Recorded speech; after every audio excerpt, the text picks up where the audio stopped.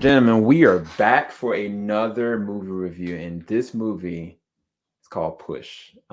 This debuted very recently at a film festival, but these are directors that we have loved some of their works, specifically one in 2020 and another in 2021. One in 2021 was The Djinn, and the one in 2020 was The Boy Behind the Door.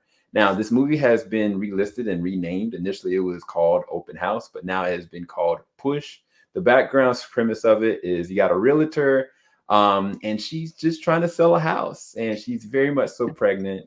And all of a sudden, the worst case scenario happens. The person that seemingly is trying to purchase the house is possibly someone that is deranged, and now she is in a very trapped situation while also very much so pregnant. I have here Coley here, Lucas. What's up, man? What's going on? It's going, man. This is right up your alley, horror. And so, yeah, Lucas, what did you think about this craziness? So this is I'll start off by saying this. When you do great work, you're only measured against your work. Or that's how it should be. And Boy Behind the Door was one of the best movies of 2020. The Djinn is one of the most original horror films, I want to say, of the past 10 years. So when you get to Push, it feels more like a homage to the house invasion horror thrillers of, I'm gonna say, yesteryear, but also very reminiscent of Don't Breathe. It's all in that same vein of the film. The thing about home invasion films is that they all follow the exact same rules. They almost have to, because that's the way everything is set up. So this isn't necessarily it doesn't feel as fresh or as original as their past two works, but it's still executed extremely well. Especially, again, this is home invasion.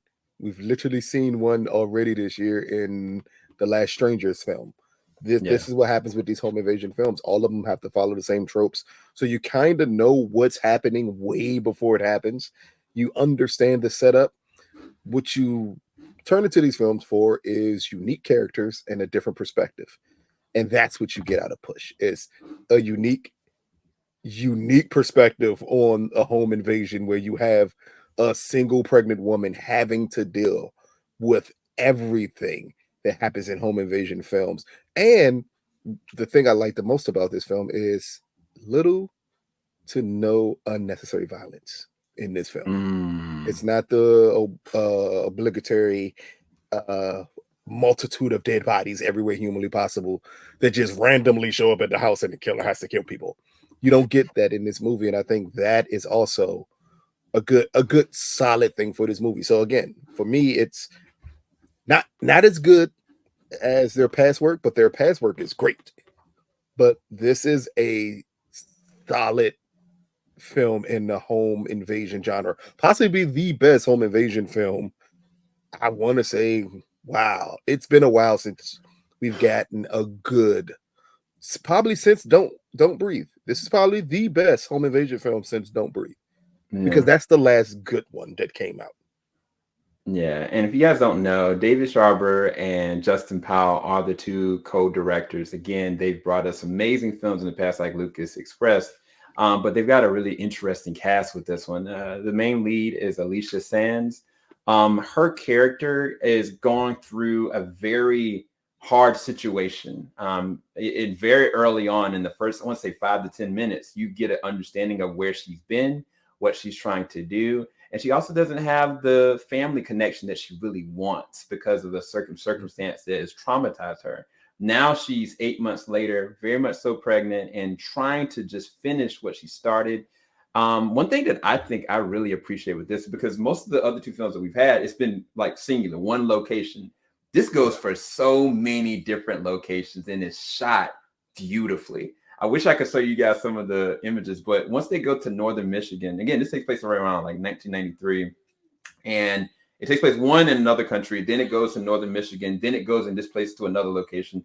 They have a place in the house, hospital, outside, and there's so many different great sets that they're able to capture every single moment at, I think that they even set a great tone once you get into the house and you kind of like are exploring through the house with the main, protagonist. You get the levels of anxiety she has without any kind of dialogue. You kind of like, oh, well, downstairs, it may be a problem. Oh, well, this little elevator, it may be a problem. And you don't really know how it's going to set up. Like Lucas said, there's a trope to it, but it's the execution of how you handle a great thriller that makes this really good. I'm in awe of the fact that they went to so many different locations and still made me feel claustrophobic. Because I think that's one of the things they do really well. It's like when you're kind of caged in, everything feels big, but it's in one tight space. Now they have all these different spaces, but I feel claustrophobic because I don't know what's going around the corner. And I think, like you said, they don't have to have a lot of gore in this. Yeah. But I think that they build up a character really well. And I was going to ask your perspective on the actors in this one. Again, I talked about Alicia. I think she's amazing in this. But Raul Castillo, he plays a very interesting character. And I was going to get your take on him and his presence in this, so to speak. Well, he plays the protagonist in the home invasion film. That's the best way to put it here. I loved him last year. It was last year he did The Inspection, which I thought he was magnificent in. And here he takes on a completely different persona of a character here. It's a very straightforward character. Again, that is the strength of this film here, is that at no given time do they give you unnecessary backstory. You are literally introduced to him as he comes to this open house, and then you just skyrocket through everything. And he is so menacing in this film, but it's menacing with little to no dialogue. That is their biggest strength, has always been, especially in their prior two films before Push, is their ability to build suspense with little to no dialogue. That is a gift that most directors don't have. Most writers and directors do not have that gift. They do it beautifully here, and Raul just embodies everything necessary to make a home invasion film work, because he's menacing, but while at the same time he's menacing, it's not over the top. He's never going outside of himself to make this character someone you should fear. And that's what makes every interaction between him and Alicia in this film so great, is that he just seems insane, but he's not. He's saying little to nothing. He has, I want to say, especially in the first hour in this film, maybe he has 3 lines of dialogue. Yeah. But that's all you need to understand the threat that he is to her. Yeah. And I love the way they play with the shadows. Again, that's from a horror movie perspective. They played this character a lot like the original Michael Myers was played in Halloween. Yeah. Where not a lot of gore, no dialogue. He just happens to pop up and show. And that just stalking fear that's built into him. And it plays amazingly with Alicia on screen, that both of them two bouncing off of each other make this amazing. His performance as the protagonist, I'm not going to say the protagonist in this film, is great.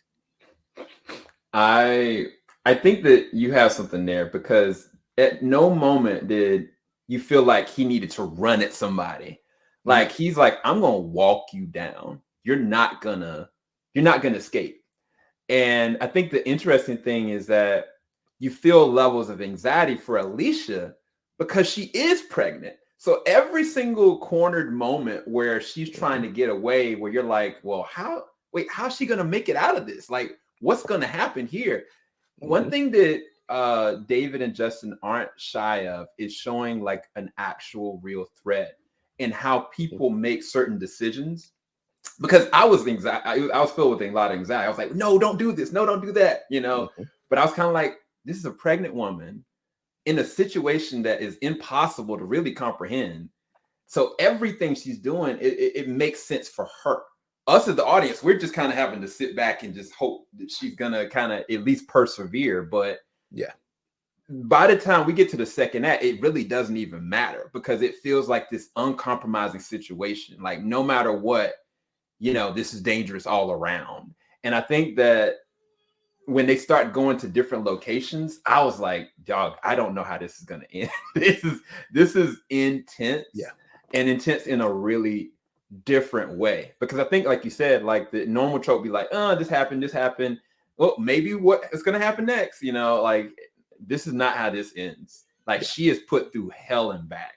And I think that her acting going up against him, it adds so much to this, because there was some scenes, man. I can't believe some of the scenes that they shot in this. It was really dark without being very gory. You know what I mean? Like, I mean, you get one specific scene. We're not going to go into too much detail of them being outside of the house, and we see him in stalker mode, and I'm trying to put this in a nice way. A director who doesn't know what they're doing would have had him run after her, because you would assume that's what the audience would expect him to do. Like, why are you just walking her down? It's the little nuances in these type of films that can separate them from the genre and make it feel wholly original. yeah, The point that he spoke to her and said, I'm going to kill you and cut that baby out of you. He acknowledging that she's pregnant. He also acknowledges at one point, I know these grounds better than you. mm-hmm. There's no need to rush. And that's what makes this terrifying, is Yeah. that he feels like he's stalking prey. Like you would if you were in a wildlife situation with animals, and the way you see lions stalk their prey. I don't need to rush. You have nowhere to go. And that's what makes or separates this film from other home invasion films, is that he is so confident in what he's going to do to her. He feels no need to rush through the moment. And that's what makes him more terrifying as a character, because he's not rushing through the moment. It does bring back the old slasher films of the 80s, where you didn't rush through these things because the killer always knew there's nowhere for you to go. I'm always going to get to you. And that's what it feels like in those scenes between them two, and throughout the whole movie, the way this character moves. Yeah. Again, I haven't seen as many horror movies as you, but how many horror movies have you seen, or thrillers, that the person is pregnant, like very much so pregnant at any given moment? Like It's I can't recall that many.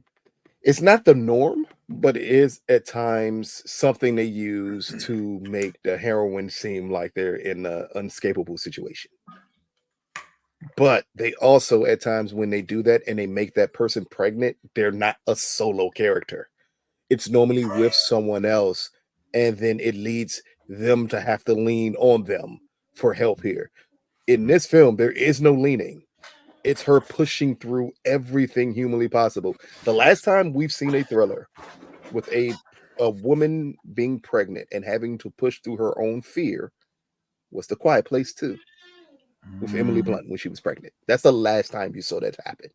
Where no matter what, no matter if you believe it's a disability, she doesn't see it that way. And she understands, not only am I fighting for my survival, but I'm fighting for my child's survival.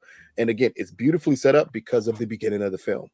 Yep. Once you see the beginning of the film and you understand the circumstances that she's in, you understand why she's fighting so hard to Mhm. push through everything.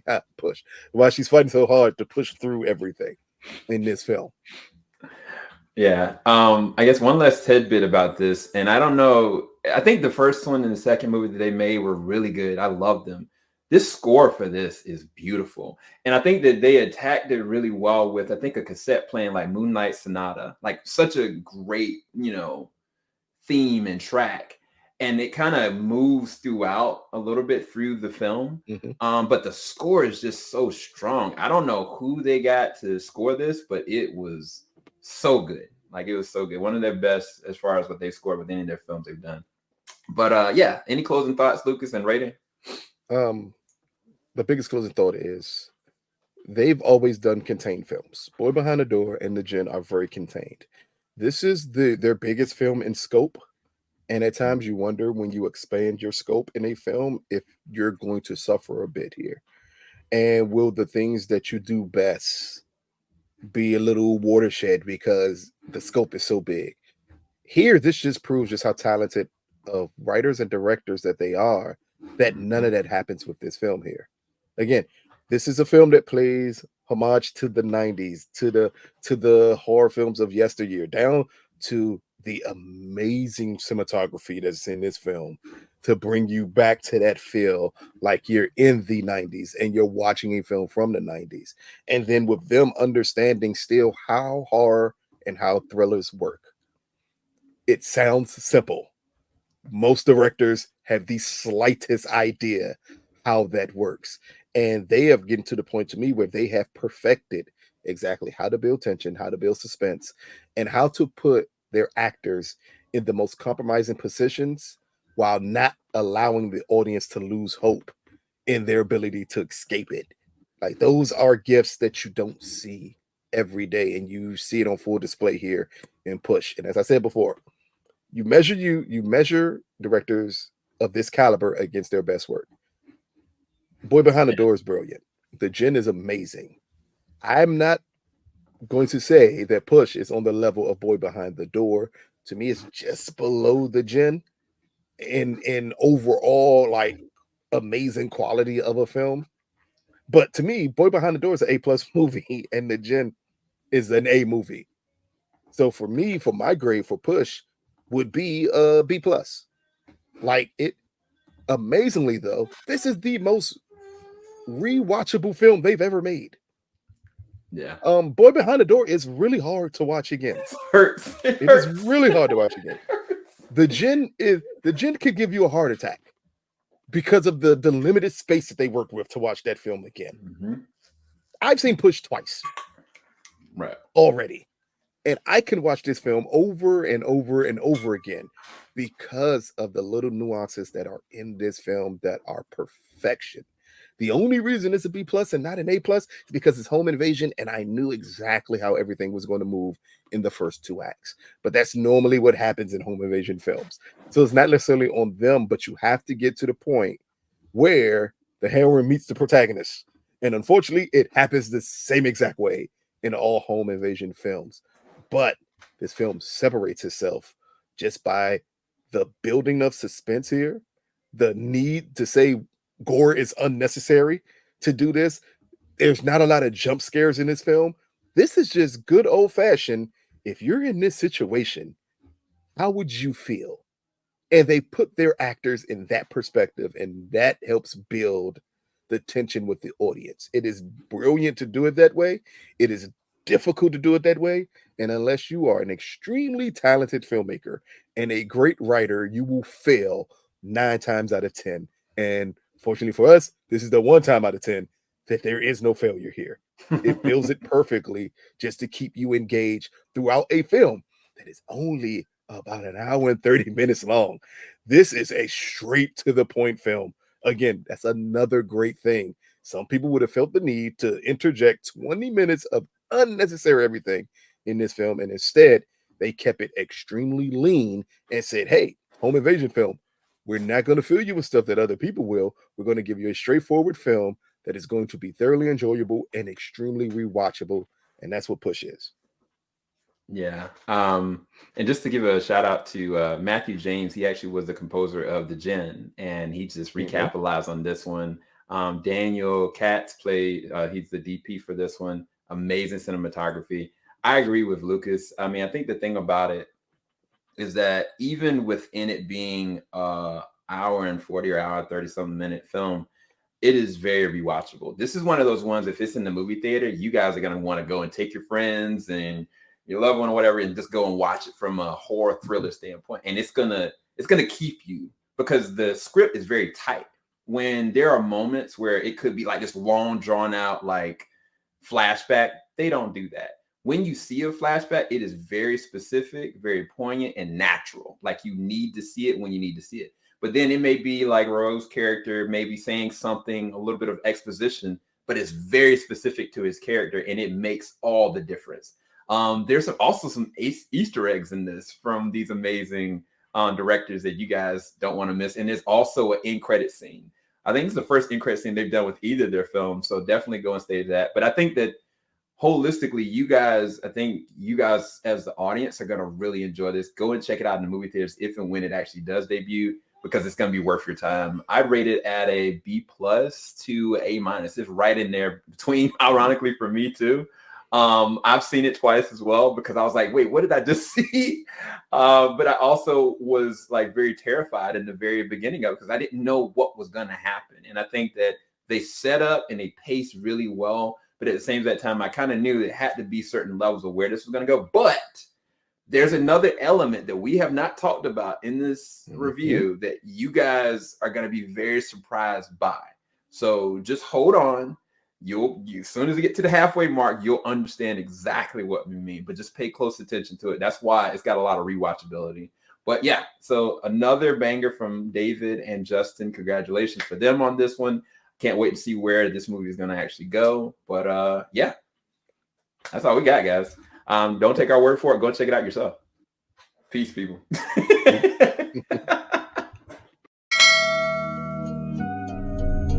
out the top of I can see the skyline, 50 mile radius on my timeline. Ain't nothing on my mind. Oh Lord.